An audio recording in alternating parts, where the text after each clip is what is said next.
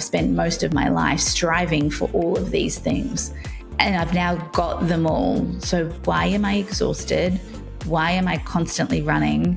Why do I feel guilty? And why do I feel like something's still missing? So many women live with a lot of shame, a lot of beliefs that they aren't good enough, and those beliefs can then manifest to how they show up in the world.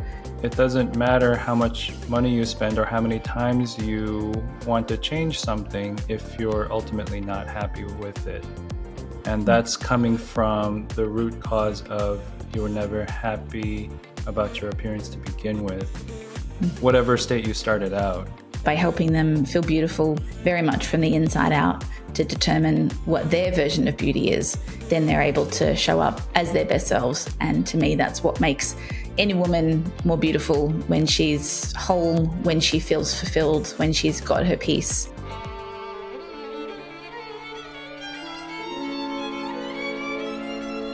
You Are Beautiful, podcast with J. Kim, MD.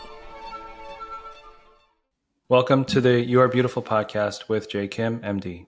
I'm your host, Dr. J. Kim, a facial plastic surgeon, and I'm on a mission to make the world a more beautiful place. I want to start with you. There are 3 undeniable truths that you must embrace to achieve the most beautiful version of yourself. The first is that you are beautiful. The second is that you are unique. And the third is that you are worth it. Let's dive in.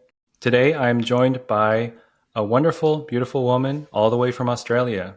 Her name is Jo Stone, and she is the founder and CEO of the Balance Institute.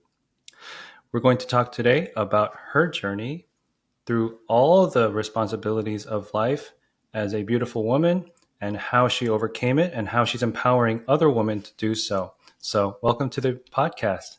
Thanks for having me. All right. First things first, in your own words, how are you impacting the world and making it a more beautiful place with what you do? Great question. And I think we all could do with more beauty in our lives. For me, what I feel I'm able to do is, through my own journey, able to inspire other women to realize that they are beautiful on the inside. So many women live with a lot of shame, a lot of beliefs that they aren't good enough. And those beliefs can then manifest to how they show up in the world. So by helping them feel beautiful very much from the inside out to determine what their version of beauty is, then they're able to show up as their best selves. And to me, that's what makes any woman more beautiful. When she's whole, when she feels fulfilled, when she's got her peace, then that's how we get to show up as our best selves. I love that. And that really is in line with how I want all of our patients to feel as they start their beauty journey. And that beauty journey is different for everyone. Some people may have just professional skincare treatments. Others may have Botox or other injections. Others may have surgery. And so the journey of beauty, and just going back to your work a little bit, the journey of being a high achieving female in this world, it doesn't matter if you're based in Australia or the US or anywhere, is really, that journey can take a lot of twists and turns, can it not? Absolutely. It sure can. And that was very much my journey to discover who I am. And, so many high achieving women actually feel quite lost. And we've been brought up and conditioned to look outside ourselves for feedback, for our enoughness, for validation that we're smart or that we're capable, that we're beautiful. And a lot of my journey of essentially blowing up my life involved me really rediscovering who I was and learning to put down some of the conditioning that said I had to behave a certain way or look a certain way or, accumulate certain things or live in a certain house and do life this particular way. Especially women who happen to have kids and are also working. We're told that, we have to parent like we don't work and work like we're not a parent. And they're 2 impossible tasks that we end up tearing ourselves in knots. We get exhausted and then we completely abandon the truth of who we are. Wow. And I love that your institute is called the Balance Institute. And seemingly in 2 impossible opposites of work your butt off, but then be the best parent in the world. Is there such a thing as balance? The million-dollar question. Interestingly, I called my business the Balance Institute because the more on the surface, yes, it looks like work-life balance and one of those buzzwords that some people love and some people hate. But in truth, I found that life is very much about balancing all the parts. And it's really this balance between our head and our heart, between our minds and our bodies, between our masculine energy and our feminine energy. The more that we understand how to balance all the parts of ourselves. And I don't believe that a lot of the proponents of balance talk about it being 50-50. It's not like anything is ever 50-50. No relationship is ever 50-50.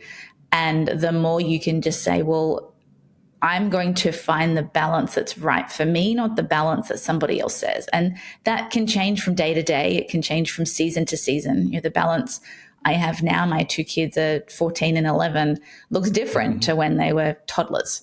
So for each season and stage of life, how you define things gets to change. And that's what many women aren't capable of doing, is deciding, what does balance mean for me? What does success mean for me for the stage of life I'm in? If I'm pre-kids, if I'm climbing the ladder, how do I want to do this? And instead we end up looking completely outside of ourselves for the definitions of success, for validation, for proof that we're good enough. So many women are proving themselves in so many ways that they're exhausted, I said, and completely disconnected from who they are, what they want, and what actually matters to them. That's all really, really great.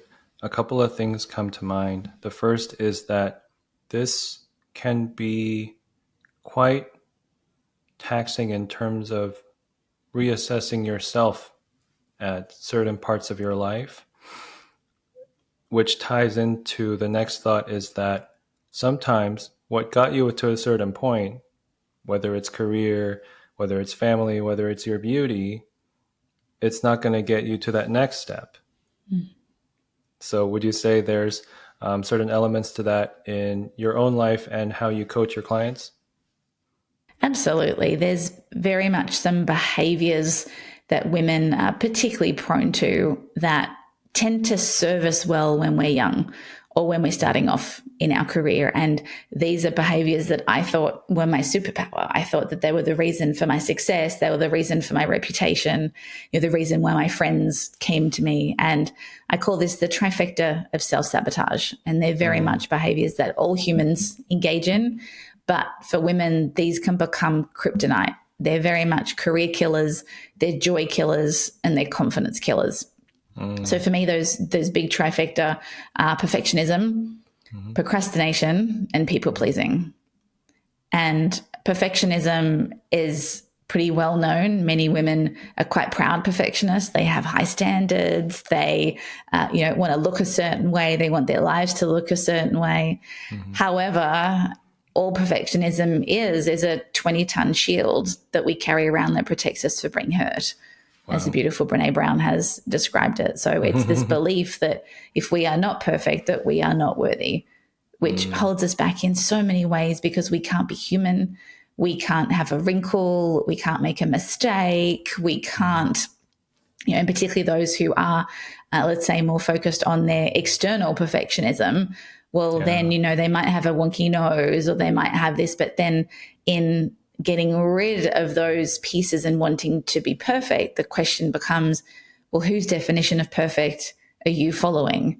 Are you following the latest trend or the latest celebrity, whether that's the latest, perfectionism, how your house should look or how your forehead should look or your lips or whatever it happens to be? Those definitions of beauty, perfection, success do change. And so it's almost like the goalposts are always moving, which ironically is a symptom of perfectionism anyway. Yeah. So you can never meet what you think is perfect. And I'm sure you probably see this with your patients all the time. They come in and say, well, if only my blah, blah, blah looked like this.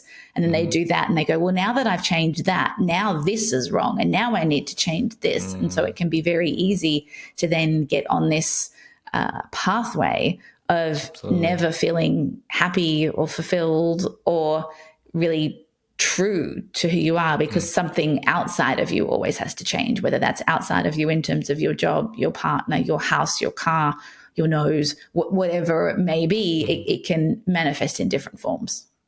I totally agree with that. The thing about perfectionism and in terms of wanting to achieve a more beautiful version of yourself, I think much like in other aspects of life, there has to be some grace that you give yourself and I see this especially when patients undergo a certain procedure and they expect to have achieved the final result the very next day. And of course, that's not going to happen. As much as the surgeon or the aesthetic professional who provides the service does it on a particular day, of course, the body has to heal. It has to recover and adjust to some new settings or positions, whether it comes to your nose, whether it comes to eyelids, facelift, what have you. The thing about it is that, and I could be facetious and say, oh, they're just going to see more things and therefore they're just going to come back and spend more money. At the same token, it doesn't matter how much money you spend or how many times you want to change something if you're ultimately not happy with it. And that's coming from the root cause of you were never happy about your appearance to begin with, whatever state you started out. Yeah, absolutely. And a lot of women, the reason they're not happy with their appearance is they believe that if they change the external, that that's going to give them the internal confidence that they're looking for, or the internal belief. But everything always starts from the inside. As you say, beauty lies within. And the more we tweak the outside, thinking that that's the shortcut to doing the inner work on ourselves, then the more we can almost get sucked into that world. I mean, I did that. I blew up my life. I didn't necessarily have plastic surgery, but I pretty much did everything else. I sold my house. I almost, blew up my marriage. I quit my job thinking that if I could change everything outside of me, then that was going to find me the fulfillment and the happiness that I was looking for. When in reality, I changed all of that. And except the kids, they don't go back. I changed everything else on the outside except my appearance. I got a haircut. I changed my hair color. I got new glasses. I'm going to change everything. But it was just smoke and mirrors. It was only when I realized that I have to actually work out who I am. I have to work out what brings me joy. I have to redefine success on my terms, that then all the external changes that I'd made actually landed. So it's when people are able to, I think, really find out who they are, find out what they want, work out, am I doing, whether I'm changing my appearance in whatever way that is, am I doing that for me because I really want it, or am I doing it to fit in, or am I doing it because I think that everybody else is going to find me more beautiful if I change something about myself? And nothing that you ever do is going to make you feel like you fit in unless you bring your own belonging with you. I often say that you have to bring that belonging. You have to decide that you're worth sitting at that table, or being friends with that person, or being accepted into wherever it is you want to be accepted in. And no changes to that physical appearance are going to be the shortcut to you believing that internally. Yeah, especially when it comes to those of us with perfectionist mindsets. I mean, many people in my specialty, in terms of plastic surgeons, aesthetic professionals, we chase some kind of perfection in terms of how we perform for our patients. And I remember one mentor of mine who really taught me a lot of rhinoplasty surgery. He said, perfect is the enemy of good. And so in that sense, yes, you are achieving a certain level of excellence, let's say 99%, but somebody says, or the voice in your head says, you need to get that last 1%. And that's a self-defeating endeavor. It's really an endeavor of diminishing returns, if you will, also. And in terms of perfectionism also, it's a matter of, like you said, the goalpost keeps moving. And I imagine, going to your second point, that the idea of the goalpost moving in your mind may cause some people not to take action. So that's kind of a segue into procrastination. Yeah, absolutely. Well, procrastination always comes with perfectionism because there is no better way to avoid making a mistake than to never begin. So that fear of inaction, that what if I get it wrong? What if I don't do it perfectly? Means that many women get stuck in this paralysis of overthinking, and then their people pleasing kicks in because they then start asking for permission. So they're waiting for someone else to give them the permission to do the perfect thing.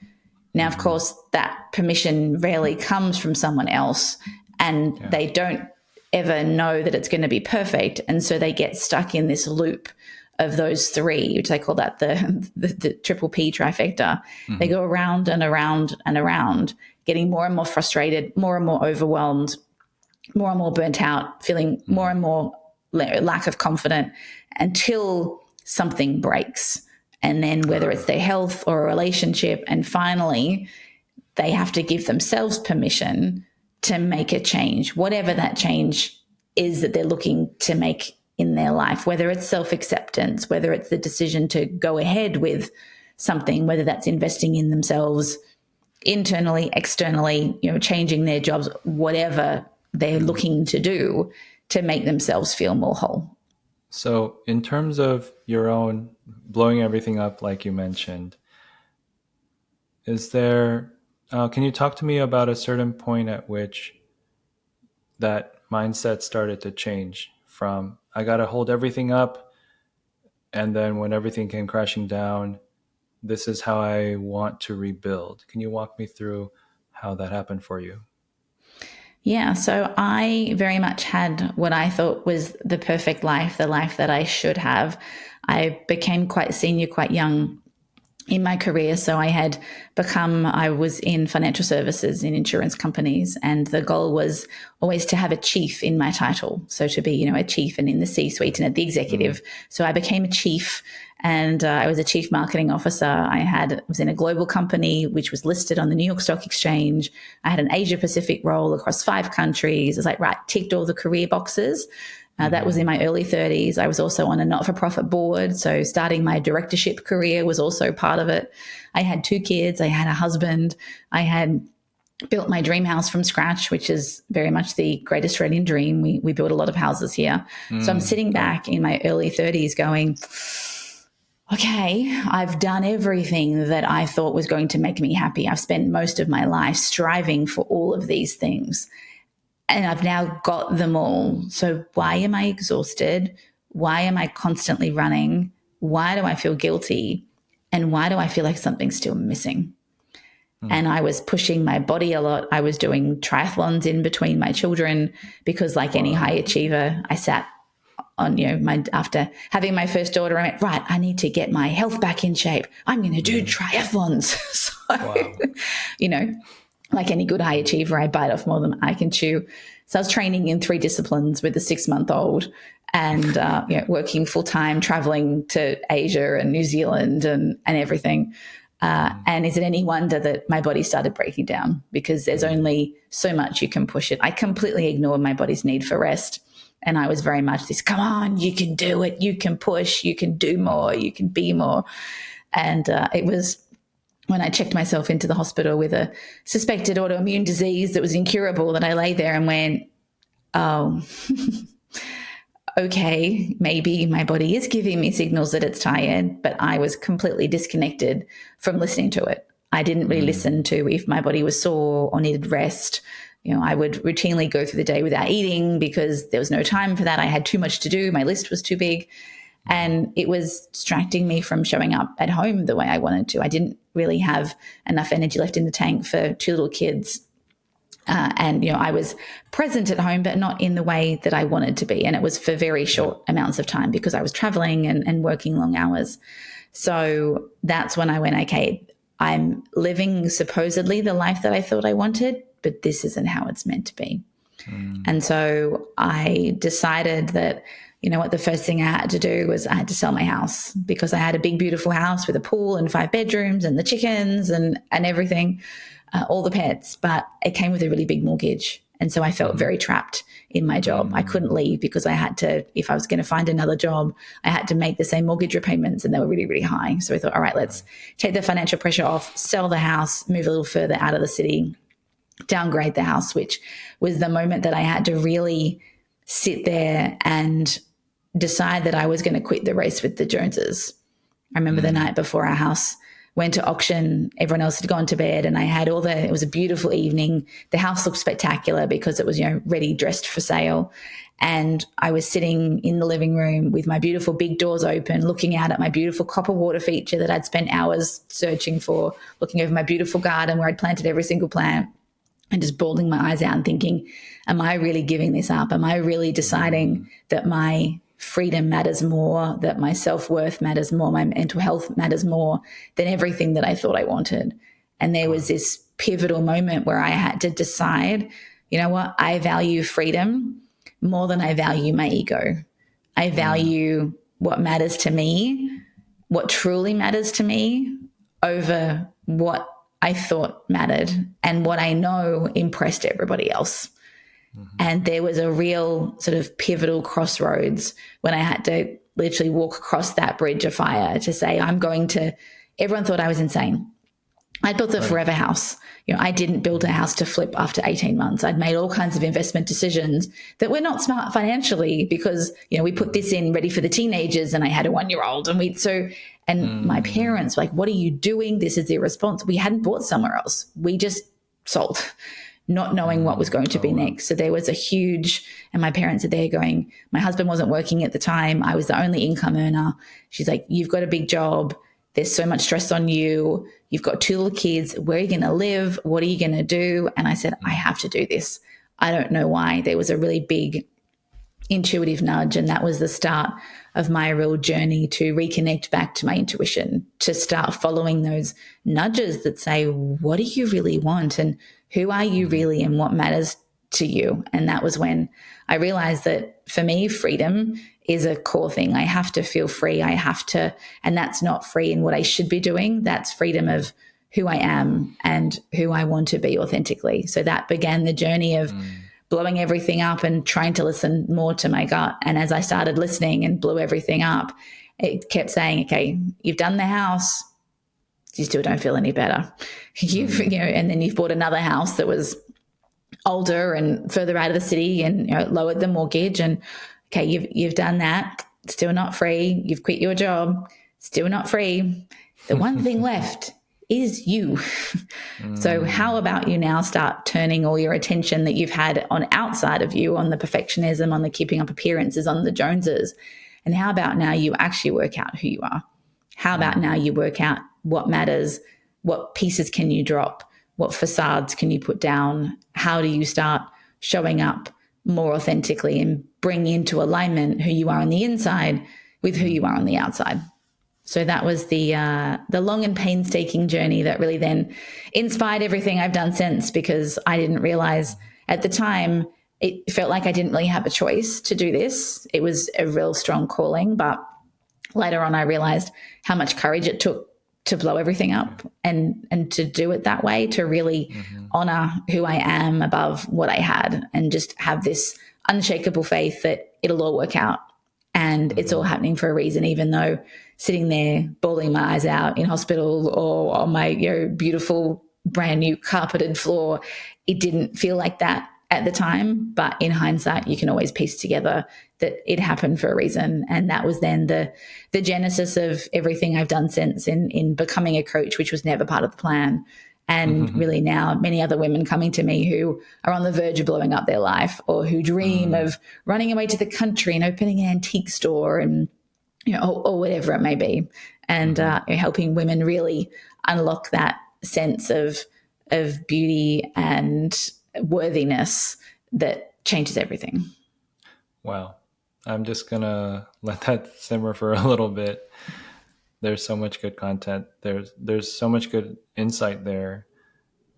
One of the things that comes to mind is that some of it is about escape.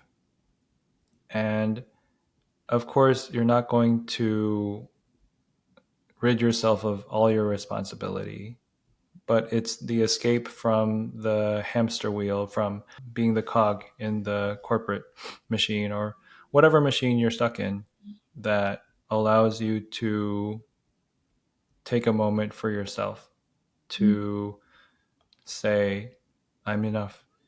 And whether it's your career, whether it's your family situation, whether it's your mortgage, whether it's your beauty, it's really, you have to go back to it's for me. And, it's funny because growing up, I grew up with, pretty strict parents. They were very loving, but there were certain standards that I had to achieve. And they would say, why didn't you get an A? Or if you got an A minus or things like that. But one of the other things that they would kind of push is, oh, how is this going to look in front of other people? If you did X, Y, or Z. Just growing up, certain situations are not really there for us to learn from setbacks, mistakes, or detours, whatever you want to call them, just when things don't go according to plan. And for me, for you, when it comes to your clients, of course, they're on a journey to discover their best self, their most beautiful self, their most impactful, unshakable self. And of course, there are some times where they have setbacks.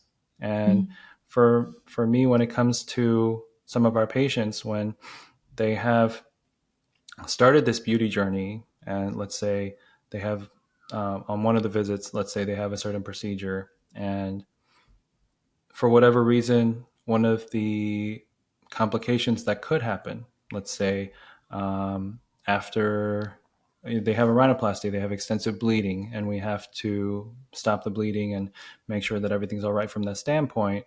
That's when it's tough to stay on the horse, so to speak, and to really still have the end goal in mind that you're going to get there. Yeah, absolutely. When, and as you said, there's many cultures that are very focused on, you got 96 in the math test. Well, what happened to the 4? There's many of us that were brought up with that.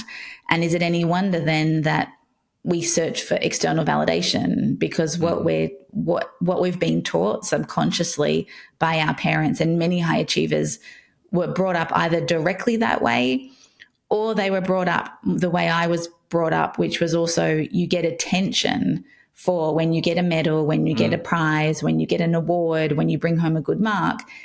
And when you sit on the couch and do nothing, you're kind of given the side eye or you're considered lazy. So it can be very explicit, as in what happened to the 4, what did you miss? Or it can also be a little more subtle. But both of those states teach us as children that we're only worthwhile when we're achieving. We're only worthwhile when we're doing. We're only worthwhile when we're getting the A. And that then really heightens our focus, and it becomes literally a matter of survival that we do everything really well. That fuels all the high achievers, that we do everything perfectly. And because I love to share this story, that we're wired to attach from a biological standpoint. As humans, when we're born, we have terrible survival skills. For the first 2 years of life, we are completely helpless. And if I don't know if you've had any children, but if anyone's had any children, for those first, particularly, 6 months, they cry, they take your sleep away. If you're a woman, like they suck you dry. It's not, there's not a whole lot you're getting back. And so if there was no love there, literally you'd take this thing and go, it's disturbing my sleep. I'm going to go put it out on the rock and the tiger can come eat this thing. Love is the only thing that keeps you looking after this thing that is giving you very, very little in return, which is why babies are born with huge eyes, because they're meant to look cute. They're made for you to fall in love with them. And so we are wired biologically to please our parents, because if they don't love us, then they're going to stick us on the rock and we're going to die. So we take, particularly as when we're younger, we take attention for love. So what gets attention, we assume is what our parents value. We want to please our parents because that's a biological survival mechanism. So if we're not pleasing our parents, then our brains literally go to, I'm going to die. So it can feel life and death to make sure that we get 99 or 100 in the next test, or that we get that medal, or that we get that award. And so we then get stuck in this cycle. And as we get older, we then replace our parents with our boss or our friends or society. So we just take that, I need to please someone, I need somebody to accept me, I need someone to love me, without really realizing that as we become an adult, what's meant to happen is that we're meant to transfer that requirement for attachment from our parents, and it's meant to come back inside. So we're meant to, as part of that adolescent journey, rediscover who we are. And it's interesting when you look at a lot of ancient cultures that they have all kinds of ceremonies and rituals around people finding themselves, teenagers, changing their name and going on a hunting expedition, or proving them, having these quests to prove themselves, at which point they reclaim their identity, and everything that they've had outside of themselves, which was necessary for survival, now comes inward. We've almost gone the other way, particularly in Western cultures, where we take our parental approval and now we just put it into social media. And that's just a mess, right? You knew where I was going with that. Right? Now we're just outsourcing that to TikTok or to whatever latest Kardashian happens to be in, or whatever latest celebrity. And we don't know how to reclaim that for ourselves, which can become really, really dangerous, because then you're at the whim of fads that you're permanently chasing, which I'm sure you see a lot of. Absolutely. It's funny because social media, from my standpoint, it can be a very useful tool in terms of showing prospective patients what their beauty journey and transformation could look like. In terms of the dangerous side, for someone like me, it can lead me down a rabbit hole of looking at other similar professionals like me and saying, oh, I'm envious of how many likes they have, or I'm envious of, oh, they got this famous person to be their patient, so on and so forth. And so I'm sure that when you coach your clients regarding their handling of social media, there's probably some aspect of that. Yeah, it can be very easy, that external validation, and social media is designed to give you dopamine hits. That's why it's so addictive. That's why we get stuck in the doom scroll. And, we can then, as you said, I've put this picture up or nobody liked it. And then we can make it mean all kinds of things about ourselves. So if you're not careful and don't know how to put boundaries around your social media usage, it can be incredibly dangerous on so many ways. I call it a time vampire, because that's what it is. It literally just sucks your time and you have nothing to show for it. It's almost like they talk about, some food is just empty calories. It doesn't give you anything in return. If you use it wisely, like anything, in short doses, and you've got a good mindset about it. I mean, if you were to look at my feed, it's full of neuroscientists and inspirational stories and funny cat videos. And so it's not a place that I use. I've deliberately wired my feed so that it doesn't fuel any of those comparative tendencies as a recovering perfectionist that many of us have. But that requires consciously curating your feed and unfollowing things that are coming in, and really being connected to yourself and noticing, oh, I'm comparing myself to that person, rather than admiring their dress or admiring their hair. I'm going, oh, their hair's so lovely, mine's rubbish. And then we feel bad about ourselves. So there's a difference between being on social media and being, as you said, informed. It can be a wonderful place for that, being empowered, making connections, finding people from all over the world that are interested in the same thing. It can be a wonderful platform, but it can also be very dangerous if you are trapped in comparison and perfectionism. It'll just fuel that even more. While you were speaking of all of those things, especially regarding perfectionism and how we equate attention with love, it's a very funny thing, and I don't think it's a coincidence, where in Korean culture, if an adult finds that a child is doing something that is approved of, they say "ipo," which means literally "you're pretty." And so the language of the culture in Korea is tied into achieving to get a superior's attention, is affirming your sense of beauty, literally. So that's something that I found very interesting. And maybe that's why there are always undertones, very strong undertones of beauty related to status in Korea. I mean, it is a phenomenon all across the world, but especially I think in Korea these days. Well, if you've been told that for a really long time, what you will then also find is not only is your, let's call it achievement results, if then your appearance is tied to acceptance and everybody else is being told that they're pretty, but you're prettier, and then that becomes a competition of who's prettier, and again, with there's probably some consistent standards of prettiness, but they probably also change with fashions and celebrities and influencers and everything else. So suddenly somebody who is, looks this particular way is pretty. I remember in the 90s, it was all the kind of the waif fashion models, and I had a friend who was absolute stick, and suddenly she'd been teased for being skinny, and now suddenly she was it. And then later on, it became about muscles, and then this friend of mine who was naturally just very, very thin suddenly was called anorexic. It's like, hang on a second, a few years ago you wanted to be like me, and now you're teasing me again because I don't have any muscles, because now strong has become the thing. So it's really being able to recognize, all right, cultures can perpetuate that, but how do you find your place within that culture? And if you are a parent, how do you try to avoid instilling some of that, really strong connection of physicality, or even if it's even using other words apart from you're pretty. So I've got 2 girls. I'm very conscious of body image and all the things. I try to praise the part of them that made the thing happen. So I try not to praise their behaviors.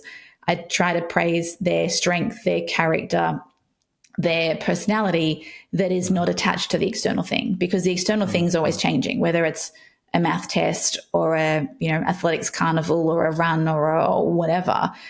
But the more you can bring them back to not just you're pretty, but is it you're courageous, or you're kind, or you are, you're brave, you're resilient, you've got curiosity, you're really creative. The more you can bring it deeper, then the people can then become really grounded in who they really are, and their parents or their elders or their culture can reflect back in those beautiful parts of themselves that we all have in different quantities, that then can become your beauty. Your beauty can be your courage, or your beauty can be your laugh, or it can be your humor, or it can be things like that. So how do you then, doesn't really matter as much what your nose looks like, because your humor always goes with you.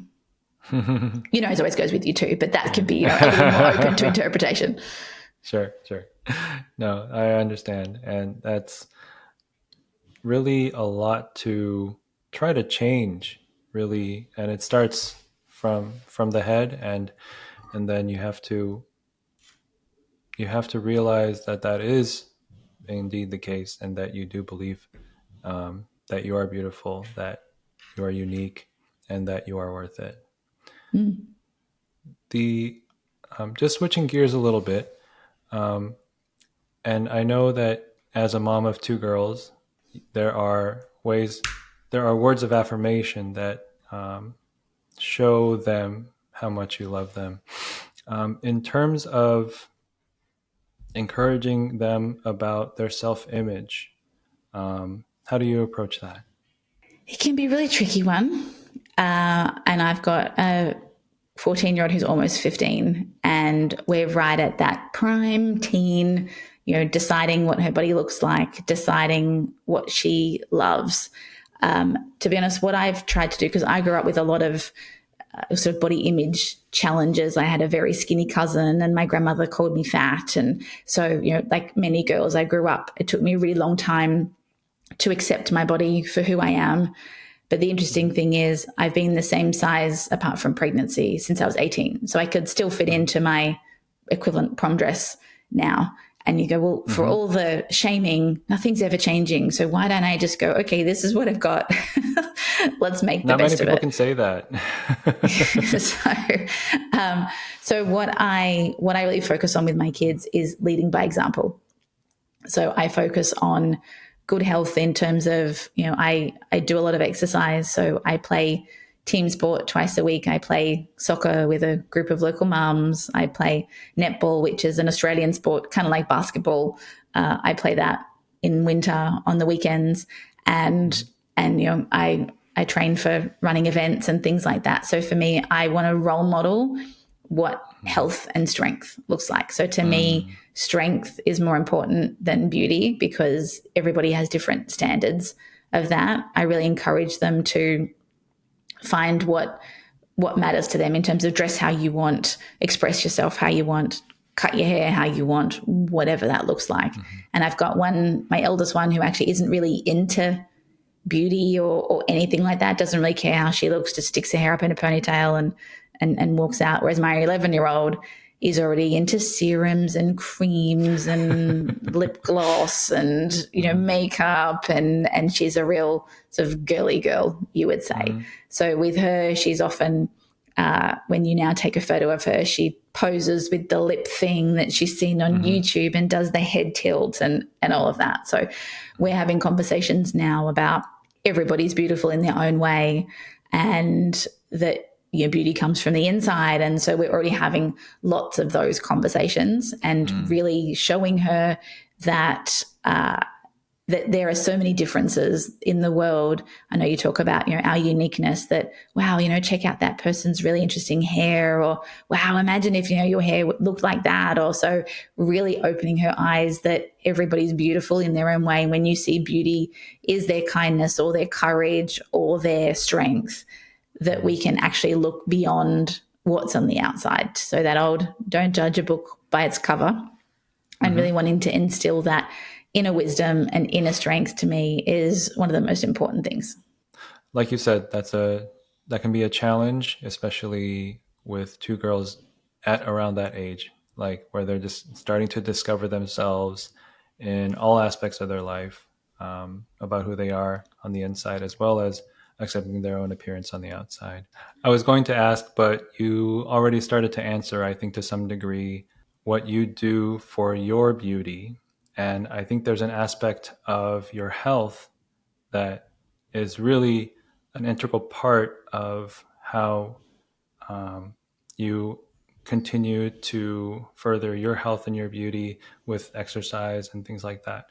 With regard to your own skin or your beauty, is there anything that you would say that you do on a consistent basis that helps you physically put your best, most beautiful self forward? Yeah, I've been on quite a journey over the past probably 5 years to ensure that my body is the best it can be, with a real focus, I guess, on internal strength and making sure that any illnesses or things that I've had are treated really well. So I've actually taken my family. There's some kind of quite alternative cutting edge health clinics. We've actually all been to Norway, which is where some of these clinics happen to lie, to get answers. My family have had a range of health challenges that no one can really solve. And so rather than staying in the conventional health system, we decided to, go somewhere that was more holistic. And so, we've invested a lot of time and money in our health, whether that's working with different body coaches, working with movement coaches,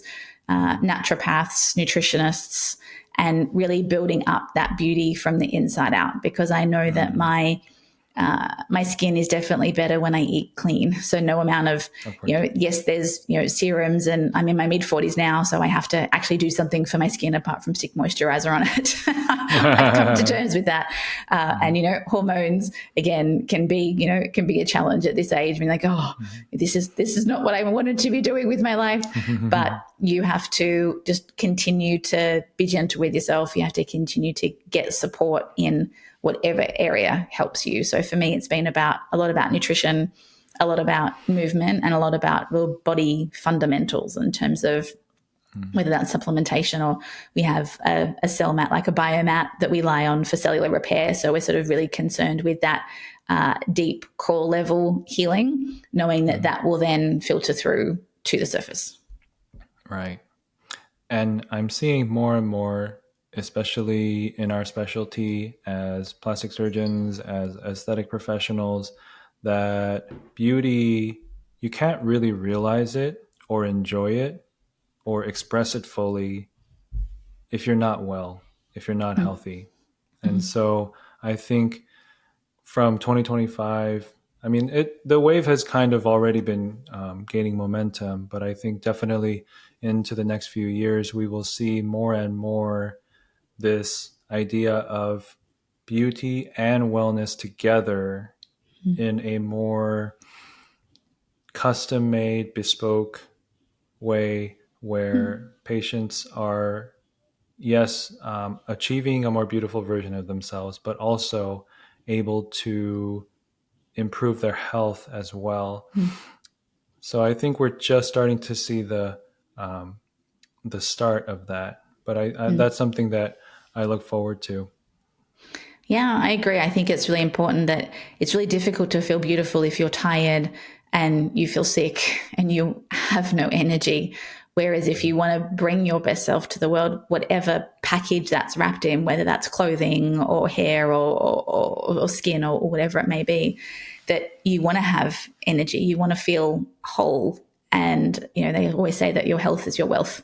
So if you don't have that, you don't have anything. And I'm sure you probably see better recovery times from patients who have, you know, who are healthy, who have a good immune system. You probably see better results if their underlying health is strong. So the more people are able to get their whole self internally, emotionally, cellularly, nutritionally, then whatever they do on the outside, I would suspect is going to get infinitely better results. I definitely agree with that. The thing that I think a lot of us look for, just as consumers and as people wanting to get to that next level, is a quick fix or a very, a quick fix or a quick win, if you will. And so when it comes to the work that you do, what would you say? I'm sure it's different for every client, but what might be a quick win that you try to help a client get through? Yeah, I mean, everyone's looking for a silver bullet. So, in anything, whether that's their appearance, whether that's their mental health, their emotions, anything. What I love doing is breaking things down into really small components, because I have found that rather than it being a silver bullet, and that's what perfectionists are prone to, they have this all or nothing approach and think that it's one big thing, that they just do this thing and then everything will be perfect. That whether it's life, whether it's transformation, actually happens in a large number of very small, teeny tiny shifts, but that when stacked up, get you exponential results. So I'm all about the benefits of compounding, the benefits of stacking, and really making those changes at the core of who you are. So the deeper you can make the change, a teeny tiny 1% shift at your core, if you think about the arm of influence, can have a completely different view on everything, on how you show up, on your identity, on the language that you use, on everything. So I'm all about teeny tiny changes made, closer to the core of who you are. So yes, you know, you can change your hair and that's great, but let's actually change your identity. Let's change your definition of success. Let's help you be more courageous. Let's get you more of those deeper shifts. And then, there'll be an exponential impact. I love that. And that tiny shift, I just think of a boat out in the middle of the ocean, and you turn just 1 degree, and then an hour later, several hours later, you're in a totally different place than if you had been going in that same direction. So I love that analogy. Yeah, absolutely. All for tiny shifts. We just got to make sure the perfectionists don't see the tiny shifts as failures, because it's not big enough. So trust me, 1 degree is a very big difference. I see. Yeah, I love that. I love that. Let's talk for a minute about your podcast. It's called Balance and Beyond, and I read through some of the episode names. It's very exciting stuff. So tell me how this podcast came to be and where you see it going in 2025. Yeah, for me, podcasting is a great way to share some of my wisdom, just like you know, to have conversations with interesting people, to be able to share a little more behind the scenes. Because for me, I often say that I am my best case study. You know, I'm very much somebody who lives in integrity and want to make sure that people understand more about my life, my story, because they're very much infused into all the tools that I share. There are many life coaches out there that people can listen to, and many, particularly in the last 5 years, the space has become quite flooded, and many of them can talk a good game but don't actually have any tools. And the people who come to me are wanting to make sure that before they come and work with someone or they come into their orbit, that they actually know what they're talking about, that there's someone that they can relate to, that you've really built that that trust factor. And I found that the more that I share my stories, my challenges, my struggles, we can normalize them, because I don't for a second ever pretend to be perfect. I am a human, but I have a really good toolkit. And so I found that the more I share that wisdom, and I do all kinds of things, whether it's masterclasses, but the podcast is a growing medium, as obviously you're on the same wagon I am. But it's just a beautiful way to reach people, to be able to share stories and impart lots of wisdom. I tend to use lots of analogies and metaphors and tell lots of stories. So it's just a great way for me to enjoy that process, and a great way to impact many different people in different ways. Oh, that's really, really great. Impactful stuff, especially from someone who has been through that fire and back and came out better on the other side.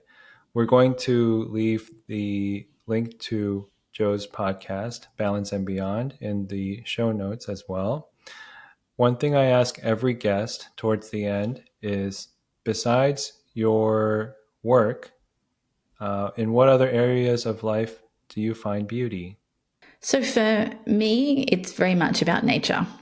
So I'm someone who I'm lucky to live near what we call the bush here. So I live near a national park, and so I love going down there. I love being amongst the trees and the birds and the noise. So to me, there's beauty in whether it's a sunrise or the way that a stream goes across a rock. So I find that I'm really, really drawn to that. Even walking along the street, I'll see a beautiful flower somewhere and go, oh wow, look at that. And my kid's like, Mom, stop looking at the flowers.